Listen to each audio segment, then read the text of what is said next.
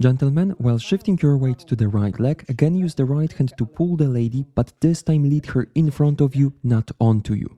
At the same time, put out your left hand in front of you with your thumb pointing down. You already know this move. Then use the left hand to rotate the lady counterclockwise, and while shifting your weight to the left leg, use this step to adjust your distance to the partner to create a connection through your pelvises. Place your left hand behind your back and the right hand on the lady's back. We're dancing the dip, your body should be rotated toward the partner, hips go forward, bend your left knee and straighten the right elbow to lead the lady into the pose. Avoid leaning over her, contrary, keep your back straight to create the counterweight. At the end of the dip, straighten your left knee and pull the lady back to the vertical position.